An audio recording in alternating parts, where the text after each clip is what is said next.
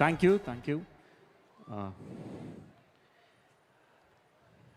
இந்த ஸ்டேஜ் வந்து எனக்கு ரொம்ப ஒரு இம்பார்ட்டண்ட்டான ஸ்டேஜ். ஏன்னா நான் இந்த ஸ்டேஜ் ப்ளஸ் என் வாழ்க்கையில் இருக்கிற இப்போ நான் இருக்கிற ஸ்டேஜ், இந்த ரெண்டு ஸ்டேஜுக்குமே வர்றதுக்கு எனக்கு ரொம்ப நான் சொன்னால் நம்ப முடியாது. ஆனால் நான் கஷ்டப்பட்டு தான் வந்திருக்கேன். ஏன்னா கடவுள் வந்து எல்லாருக்குமே ஒரு நல்ல வாழ்க்கையை வந்து ஆசீர்வாதமாக கொடுப்பாங்க. நான் வந்து எப்பயுமே பல கோயில்களுக்கு நான் போயிட்டே இருப்பேன். எனக்கு வந்து இன்னும் நிறையா கொடுங்க நிறையா கொடுங்கன்னு கேட்குறதுக்காக நான் நிறையா கோயிலுக்கு போக மாட்டேன். எனக்கு ஆல்ரெடி கொடுத்துருக்க சந்தோஷங்களையும் எனக்கு கொடுத்துருக்க அவ்வளோ விஷயங்களையுமே நான் வந்து நன்றி சொல்கிறதுக்காக தான் நான் எப்பயுமே கோயிலுக்கு போயிட்டே இருப்பேன். மேபி அதனாலேயோ என்னவோ தெரியாது, என்னுடைய கஷ்டமான டைம்ஸில் கூட எனக்கு நல்ல சாப்பாடும் நல்ல வீடும் நல்ல குடும்பமும் நல்ல ஒரு மனைவியும் நல்ல குழந்தைங்களும் நல்ல நண்பர்களும் நல்ல ஏடிஸும் எனக்கு ஒரு நல்ல டீமும், இவங்க எல்லாருமே என்னுடைய எவ்வளோ ஒரு டஃப் சுச்சுவேஷனாக இருந்தாலும் இவங்க எல்லாருமே எனக்கு நம்பி இருந்திருக்காங்க. அதுக்கு வந்து நான் கடவுளுக்கு எப்பயுமே நான் நன்றி சொல்லிக்கிறேன். இவ்வளோ பெரிய ஸ்டேஜில் எனக்கு தனியாக நிற்கிறதுக்கு ஆக்சுவலாக நான் தனியாக நிற்கக்கூடாது. அண்ட் எனக்கு வந்து இப்போ ஒரு விஷயந்தான் ஞாபகம் வருது. நான் வந்து ஒரு ஒரு ஒரு மிகப்பெரிய படம் ஒன்று பண்ணுற மாதிரி என் லைஃப்பில் அப்படி ஒரு வாய்ப்பு எனக்கு அமைஞ்சு, ஒரு கல்யாண மண்டபத்தில் வந்து ஒரு கல்யாணம் ஆகிறதுக்கு முன்னாடி பொண்ணு தாலி கட்டுறதுக்கு முன்னாடி எந்திரிச்சு போயிட்டாங்கன்னா அந்த பொண்ணுக்கு எப்படி கல்யாணம் ஆகிறது ரொம்ப கஷ்டமோ, அந்த மாதிரி ஒரு ஒரு பெரிய ஃபிலிம் நடக்கிறது நேரத்தில் நிற்கும் போது அதுலேருந்து அதை டேக் ஆஃப் ஆகி இன்னொருத்தவங்களை நம்ப வைக்கிறது ரொம்ப கஷ்டம். அப்போ என்ன ஆகிடும்னா நம்ம காதில் விழுறது எல்லாமே ஒரே விஷயந்தான் இருக்கும். ஏதாவது சின்னதாக பண்ணுங்கள், சிம்பிளாக பண்ணுங்கள், காம்பேக்டாக பண்ணுங்கள், ஈஸியாக பண்ணுங்கள், அப்படி இப்படின்னு சொல்லி ஏதோ சொல்லிகிட்டே இருப்பாங்க. ஏன்னா அதை அவங்க இன்டைரக்டாக என்ன சொல்கிறாங்கன்னா, இல்லை நீ நம்மளை வந்து ஒரு மொக்க பீஸாக வந்து பார்க்குறாங்க அப்படின்றது வந்து சொல்லாமல் சொல்லிக்கிட்டே இருப்பாங்க. பட் அந்த நேரத்தில் அது வந்து ஃபஸ்ட்டு டைம் நம்ம அந்த மாதிரி எக்ஸ்பீரியன்ஸ் பண்ணுறதா இருந்தால் அது வேறு. பட் அதை பல தடவை நம்ம எக்ஸ்பீரியன்ஸ் பண்ணியிருந்தோம்னா, ஏன்னா நம்மளை இதே மாதிரி பல தடவை வந்து இது வேஸ்ட்டு இது, ஏன்னா நானும் ரோடிதான் படமுமே வந்து அந்த படத்தை சென்சார் காப்பி எல்லாம் பார்த்ததுக்கப்புறமேல்ட்டு கூட யாருமே நல்லா இருக்குது இப்போ சூப்பராக இருக்குலாம் சொல்லலை. எனக்கு வந்து ஒரே ஒரு கனெக்ஷன் தான், அது வந்து எனக்கும் அந்த தியேட்டருக்குள்ளே வர அந்த ஆடியன்ஸுக்கும் இருக்கிற அந்த ஒரே ஒரு கனெக்ஷனை நம்பி வாழ்கிறவன் தான் நான். அந்த நாள் வந்து ஏப்ரல் 10, அந்த நாளுக்காக நான் வெயிட் பண்ணிகிட்ருக்கேன். என்னுடைய மொத்த நம்பிக்கை, என் கதை மேலே நான் வச்சுருக்கிற மொத்த நம்பிக்கை, ஒவ்வொரு நாளும் அந்த ஷூட்டிங்க்கு நான் போகும்போது எந்த நம்பிக்கையில் போவோம், இந்த இடத்த வந்து மக்கள் ரசிப்பாங்க, என்ஜாய் பண்ணுவாங்க அப்படின்ற அந்த மொத்த நம்பிக்கையுமே அந்த 10ஆம் தேதியிலேருந்து நடக்கும் அப்படின்றது என்னுடைய belief. I want to call, எனக்கு சில பேரை வந்து ஸ்டேஜில் என் கூட இங்கே நின்னாங்கன்னா சந்தோஷப்படுவேன். முதல்ல வந்து மயில் வாகனம், என்னுடைய மயில் சார் வந்து யாருன்னா, ஆக்சுவலாக நான் முதல்ல நானும் லாடம்னு ஒரு படம் அசிஸ்டன்ட் டைரக்டராக ஒர்க் பண்ணேன். அந்த படத்தில் வந்து ஒர்க் பண்ணிட்டு இருக்கும்போது எனக்கு 150 ரூபா பேட்டா கொடுத்தாரு. அவர் தான் அதில் வந்து ப்ரொடக்ஷன் மேனேஜர். அப்போ 150 ருபீஸ் பேட்டா கொடுக்கும்போது வவுச்சரில் வந்து 115 போட்டிருந்தது, கையில் 100 ரூபா தான் கொடுத்தாரு. என்னடா அது 150 ரூபா போட்டுட்டு கையில் 100 ரூபா கொடுக்குறாரு அப்படின்னு யோசித்தேன். அப்போவே டிசைட் பண்ணிட்டேன், நாளைக்கு படம் ப்ரொடியூஸ் பண்ணால் இவரை கூட வச்சுக்கணும். ஸோ அப்போ வந்து என்கிட்ட ஒரு ஹேபிட் இருக்குது, என் ஃபோனில் வந்து நான் சில பேரை வந்து ஒரு சில நேம்ஸாக சேவ் பண்ணி வைப்பேன். அது வந்து ஃப்யூச்சரில் வந்து அதே மாதிரி நடக்கும். அது வந்து என்னுடைய மேனிஃபெஸ்டேஷன், என்னுடைய பிலீஃப். சொன்னால் நம்ப முடியாது. அன்றைக்கி ஒரு என்கிட்ட கொடுக்கும்போது அவர் நம்பர் வந்து மயில் வாகனம் ப்ரொடியூசர்னு சேவ் பண்ணி வச்சுருந்தேன். இன்றைக்கி ரவுடி பிக்சர்ஸில் அவர் தான் ஆக்சுவலாக ப்ரொடியூசர். நாளைக்கு ஏதாவது கடன் ஆச்சுன்னா அவர் தான் கட்டணும். ஸோ மயில் சார், அப்புறம் குபேர்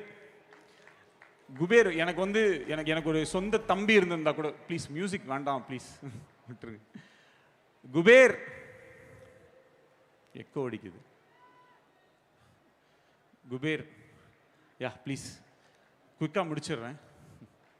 எனக்கு ஒரு சொந்த பிரதர் இருந்திருந்தா கூட என் ப்ரெஷர் தாங்காமல் நேரம் ஓடி இருப்பாங்க, இல்லைனா நான் சாப்பிட்ற ஃபுட்டில் சுகர் போட்டிருப்பாங்க. ஏன்னா இது வந்து ஈஸியாக இருந்தது கிடையாது.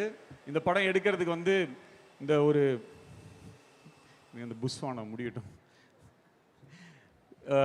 ஒரு படத்தில் இந்த விவேக் காமெடியில் வரும் இந்த மாதிரி, இது ஒருத்தம்போது தம் இருக்கான்னு கேட்க மாட்டாங்க, ஃபஸ்ட்டு தீப்பெட்டி இருக்கா அப்படின்னும், அப்புறம் தம் இருக்கா அப்படி கேட்போம். அந்த மாதிரி தம் அடிக்க வெறும் வாய் மட்டும் எடுத்துகிட்டு வந்த மாதிரி இந்த படத்தை எடுக்கிறதுக்கு என்கிட்ட எதுவுமே இல்லை, வெறும் நம்பிக்கை மட்டும்தான் இருந்துச்சு. அதுக்கு ஏன்னா ஃபர்ஸ்ட் இந்த படத்துக்கு பிளான் பண்ண நான் முதல்ல இந்த படத்துக்கு பட்ஜெட் போடும்போது 150-200 crore செலவாகும் அப்படி சொல்லிட்டு நான் இதெல்லாம் சொன்னால் பெரிய பட்ஜெட் உடனே ப்ரொடியூசர்ஸ்லாம் இப்படி அவர் பெரிய படம் பண்ணுவோம் அப்படின்ற ஆசையில் கடகடன்னு வேலை நடக்கும்னு நினச்சா அடுத்த வாட்டி அந்த இதே நடக்கலை. ஸோ இது வந்து காத்துவாக்கில் 2 காதல் படத்துக்கு முன்னாடியே நான் பண்ண வேண்டிய ஒரு படம். அப்போவே SK17 சொல்லி அனௌன்ஸ்மெண்ட் ஆன ஒரு படம் தான் அது. அப்போது இது இது நடக்காதுன்னே எனக்கு தெரியாது. ஆனால் அது நடக்கும் நான் இது பண்ணிட்டே இருந்தேன். அப்புறம் ஒரு நாள் எனக்கு புரிஞ்சிருச்சு இது நடக்காதுன்னு சொல்லிட்டு. அப்போ அதுலேருந்து நான் வெளில வந்துட்டு அதே அவங்க சொன்ன மாதிரி காம்பேக்டாக ஒன்று பண்ணுங்கள், சின்னதாக ஒன்று பண்ணுங்கள், நம்மளால் அவ்வளோதான் முடியும் அப்படின்ற மாதிரி ஒரு மைண்ட் செட்டில் நான் அந்த படத்தை நான் பண்ணி முடித்தேன். காத்துவாக்கில் 2 காதல். அதுக்கப்புறம் ஒரு நாள் நான் செஸ் ஒலிம்பியாடை வந்து டிரெக்ட் பண்ணுறதுக்கு ஒரு ஆப்பர்ச்சுனிட்டி கிடச்சிது. அந்த செஸ் ஒலிம்பியாடை நான் பண்ணும்போது ஒரு சின்ன விஷன். ஏன்னா நான் LIKல வந்து நான் இது வச்சுருந்தேன், அது என்ன இந்த நேப்பியர் பிரிட்ஜுக்கு வந்து பெயிண்ட் பண்ணலாம். ஏன்னா நெக்ஸ்ட் டே வந்து சீஃப் மினிஸ்டரும் AR ரஹ்மான் சாரும் சேர்ந்து ஒரு பாட்டில் டான்ஸ் பண்ணுறாங்க, அந்த சாங்கில் பர்ஃபார்ம் பண்ண போகிறாங்கன்னு சொன்னோடனே இது எங்கே ஷூட் பண்ணலாம் அப்படின்னு நினைக்கும் போது நேப்பியர் பாலத்தில் வந்து இதை பண்ணால் நல்லாயிருக்கும் அப்படின்னு எனக்கு தோணுச்சு. அப்போது அந்த நேப்பியர் பாலத்தை வந்து பிளாக் அண்ட் ஒயிட்டில் வந்து பெயிண்ட் பண்ணலாம் அப்படின்றது என்னுடைய ராகினி எங்கள் ரெனேசன்ஸ் இந்த டீம் அப்போ நாங்கள் வந்து அது யோசித்தோம். அப்போது அந்த இதை பார்க்கும்போது எனக்கு அன்றைக்கி அந்த நைட்டு வந்து அந்த shooting next day shooting night வந்து நேப்பியர் பிரிட்ஜ் ஃபுல்லாக பிளாக் அண்ட் ஒயிட் பண்ணும்போது எனக்கு திருப்பியும் அந்த LIKயோட ஒரு ஃபீல் எனக்கு இருந்துச்சு. பட் ஆனால் அப்போ ஆல்ரெடி நான் என்னோட நெக்ஸ்ட் ஃபிலிம் கமிட் ஆயிருந்தேன். சம்டைம்ஸ் நமக்கு சில இன்ட்யூஷன்ஸ் இருக்கும், இந்த ஃபிலிம் நடக்கும், எப்படியாவது இது நடக்குமோ, இது ஒரு நடக்க போதோ அப்படின்ற மாதிரி ஒரு தோணிகிட்டே இருந்துச்சு. பட் அது வேறு மாதிரி சுற்றி வேறு மாதிரி போய் அது கடைசியில் அன்றைக்கி ஒரு சின்ன ஹோப் இருந்தது இது நடந்துடும் அப்படி சொல்லிட்டு. அப்புறம் அங்கேருந்து அப்படியே சென்னையோடைய ஃபியூச்சரிஸ்டிக், ஏன்னா ஒரு டிரெக்டராக ஒரு ஃபில்ம் மேக்கருக்கு வந்து இருக்கிற பிக்கஸ்ட் பிளெஸிங் என்னென்னா அவங்க என்ன வேணால் கற்பனை பண்ணலாம், அது வந்து நிஜத்தில் அவங்க வாழ்க்கையில் நடக்கும். இப்போது ஒரு டிரெக்டர் ரொம்ப பெரிய பணக்காரனாக இருக்க மாட்டான், ஆனால் அவன் படத்தில் இருக்கிற சில கேரக்டர்ஸை ரொம்ப பணக்காரனாக காட்டுறது, சந்தோஷமாக காட்டுறது, ரொம்ப ஒரு நிறைய நல்ல விஷயங்களாக காட்டுறது வந்து ஒரு டிரெக்டருக்கே கிடைக்கிற ஒரு பெரிய புண்ணியம் அது. அவங்களுக்கு அந்த ஒரு ஸ்பெஷாலிட்டி இருக்குது. நம்ம என்ன வேணாலும் நம்மளோட கற்பனை எல்லாத்தையுமே சினிமாக்குள்ளே சொல்லலாம். நம்ம சொன்னோன்னா ரெயின் அப்படின்னா ரெயின் வரும், ரெயின் கட் அப்படின்னா ரெயின் கட் ஆகிடும், ட்ரெயினை பேக்கில் போக சொல்லலாம், ஃப்ரண்ட்டில் வர சொல்லலாம். இதெல்லாம் ஒரு டிரெக்டருக்கு கிடைக்கிற ஒரு கிஃப்ட். அந்த மாதிரி தான் எனக்கும். ஸோ நான் பார்க்கணுன்னு நினைக்கிற ஒரு சென்னையை நான் நினைக்கிற இந்த ஃப்யூச்சரில் இந்த உலகம் எப்படிலாம் இருக்கணும்னு நினைக்கிறது எல்லாத்தையுமே இந்த படத்தில் எனக்கு வந்து அது கோலிவுட் அப்படின்னு. இப்போ நான் LAல நான் போகும்போது ஹாலிவுட்னு ஒரு போர்டு இருக்கும், அதே மாதிரி கோலிவுட்னு ஒரு போர்டு இருக்கணும். இந்த மாதிரிலாம் ரொம்ப ட்ரீம்ஸ்லாம் இருந்தது. அதெல்லாம் படத்துக்குள்ளே இன்கார்பரேட் பண்ணணும் அப்படின்ற ஒரு ஆசையோடு இந்த ஃபில்மை வந்து பண்ணேன். இப்போ இந்த ப்ராசஸ்க்குள்ளே போகும்போது என்ன ஆயிடுச்சுன்னா ரொம்ப டஃப் ஆகிடுச்சு. அப்போது எனக்கு ஒரு டீம் இருந்துச்சு. ஸோ இந்த பிக் ஃபில்ம் ஒன்று நடக்க வேண்டிய ஃபில்ம் ஒன்று அப்படியே டக்குன்னு ஓவர் நைட்டில் எல்லாமே மாறிடுச்சு, லைஃபே தலைகீழ மாறிடுச்சு. ஸோ என்ன பண்ணுறதுன்னு தெரியல. ஆனால் அந்த டைம்லேருந்து இப்போ வரைக்கும் சில பேர் என் கூடவே என்ன பிலீஃபில் இருந்தாங்களோ தெரியாது, என் கூடவே இருந்தாங்க. ஹரீஷ் வா, திவ்ஸ் வந்து எங்கே திவ்ஸ் டக்குன்னு வா, டைம் இல்லை. திவ்ஸ் வந்து EP பல டைம் வந்து என்ன ஆகிடும்னா நாங்கள் இப்போ டெல்லி சண்டிகர் அந்த மாதிரிலாம் ஷூட் பண்ணுவோம், ரொம்ப கஷ்டமாக இருக்கும் ஷூட்டிங். எங்களால் அந்த பேமெண்ட்ஸோ அந்த விஷயத்தெல்லாம் ஆன் டைம் பண்ண முடியாது. ஸோ பீயிங் அ கேர்ள் அவள் வந்து ஒரு EPயை அதை ஹேண்டில் பண்ணால் அவளுக்கு வந்து அவ்வளோ மோசமாக வந்து அடுத்த நாளில் வந்து அவ்வளோ பிரச்சனைகள் இருக்கும். அதை எப்படி அவள் ஒரு லேடியாக வந்து ஃபேஸ் பண்ணியிருப்பான்னு எனக்கு சத்தியமாக தெரியாது. Thank you this.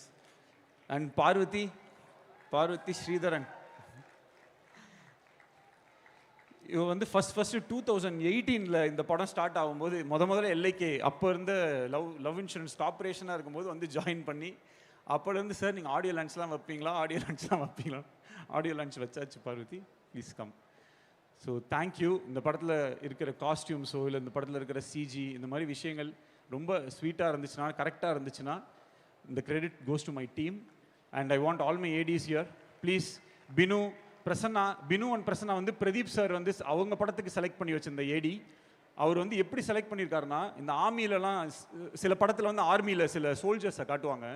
அவங்க எப்படின்னா அந்த ஒரு ரொம்ப இக்கட்டான சூழ்நிலை இருக்கும், இந்த நேரத்தில் யாராவது ஒருத்தர் போய் அவங்க உயிரை கொடுத்து மொத்த பேரையுமே காப்பாற்றணும்னு ஒரு 2 பேர் இருப்பாங்க. சார் நான் போகிறேன் சார் சொல்லிட்டு போய் டமட்டமன்னு ஷூட் பண்ணி அவங்க இறந்துருவாங்க.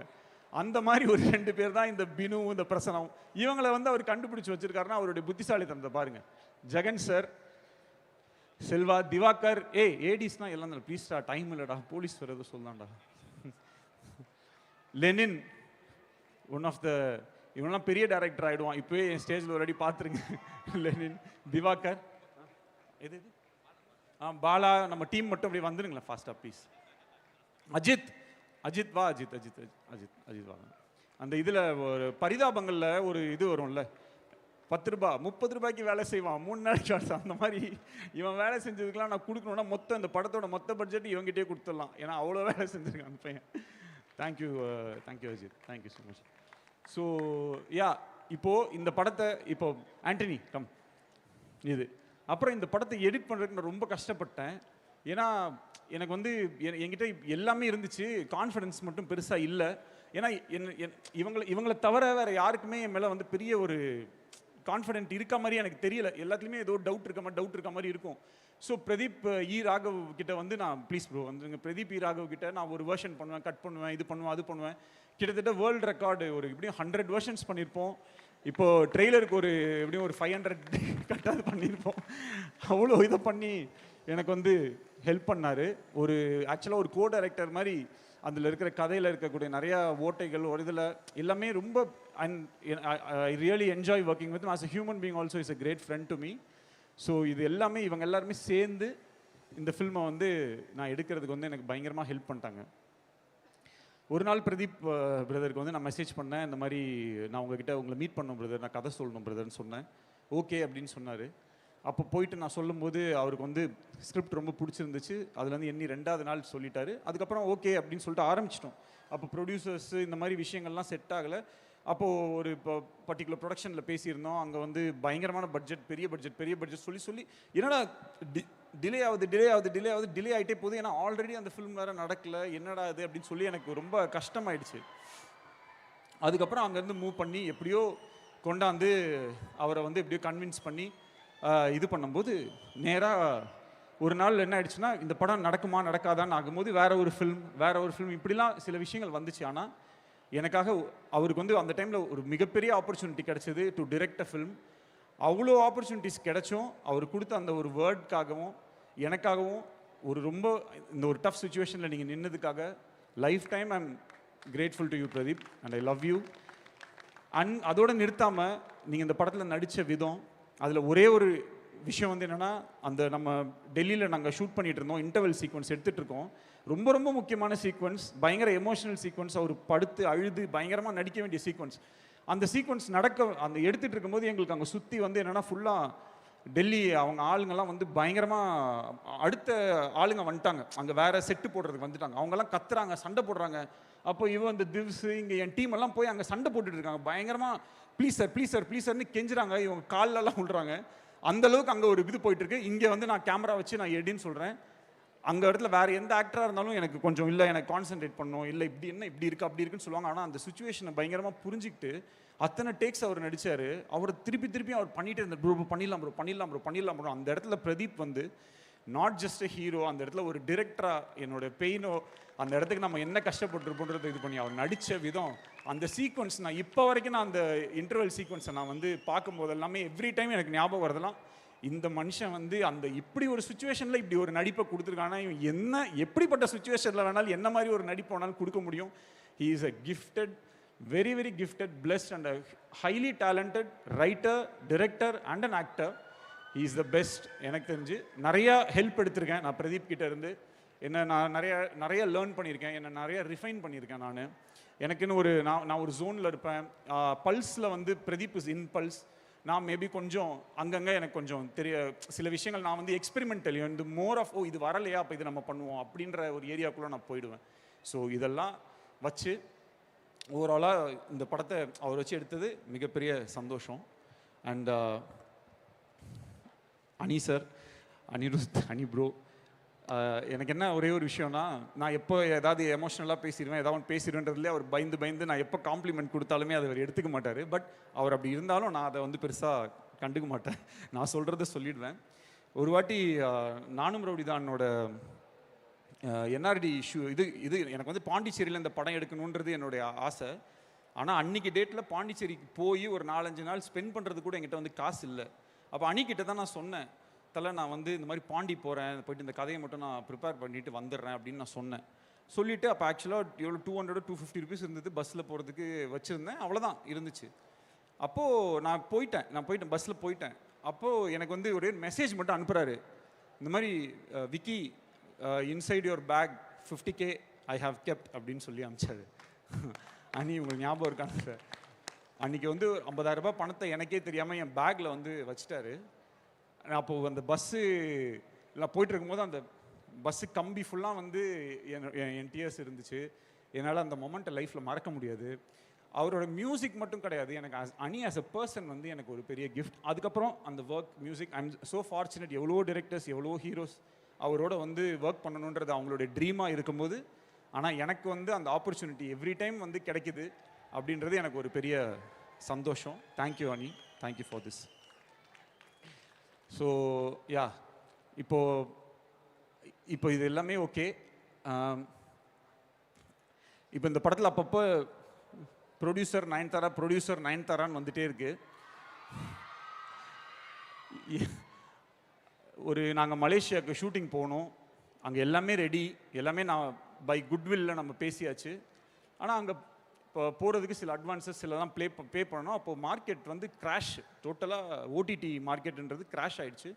ஸோ ஓவரால் பட்ஜெட்டை ரீஒர்க் பண்ணணும்னு சொல்லும்போது நம்ம ட்ரீம் வச்சுருப்போம் இல்லையா, இவங்க தான் இந்த படத்தை நடிக்கணும், இவங்க தான் இந்த படத்தை எடுக்கணும் அப்படின்றது நம்மளோட ட்ரீம். அப்போது திடீர்னு அந்த விஷயம் எல்லாத்தையும் நீ கட் பண்ணுங்கன்னா எனக்கு வந்து இந்த படத்தில் ஒரு ஃப்ரேமை கூட நான் நினச்ச மாதிரி எடுக்காமல் நான் போக மாட்டேன்றதில் நான் உறுதி ஆகிட்டேன்.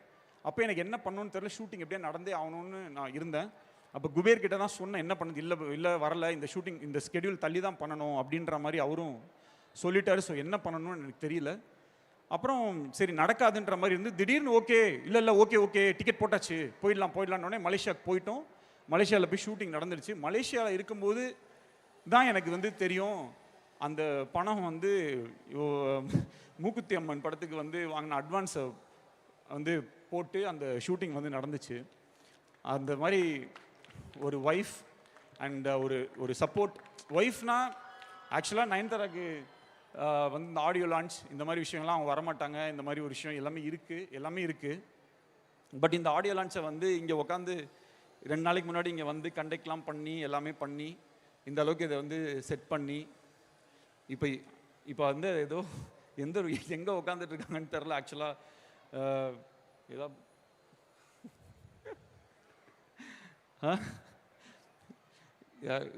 இது பண்ண முடியுமா? ஏன்னா இங்கே தான் இருக்காங்க. இங்கே இருக்காங்களா சார்? ஏன்னா இல்லை இங்கே தான், ஏன்னா இதை என்ன இஃப் பாசிபிள் யாராவது ஒரு குபேர் யாராவது ஒருத்தர் கூப்பிட்டு வர முடியுமா ப்ளீஸ் எனக்காக? Oh my God.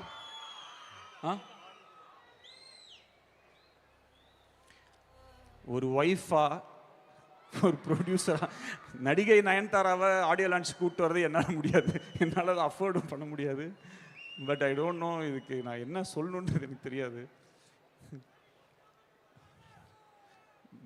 சார் எங்களுக்கே படபடன்னு இருக்கு சார். நோ இல்லை எஸ்கேப் ஆகிருக்காங்களான்னு தெரில. சம்டைம்ஸ் ஸ்டார்ட் ஆனதுக்கப்புறம் கிளம்பி ஏதாவது ஒன்று பண்ணுவா. இதுக்கு என்ன பண்ண போகிறாங்கன்னு தெரில.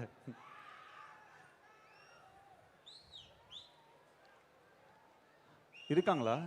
ஓய், ஓ மை காட்.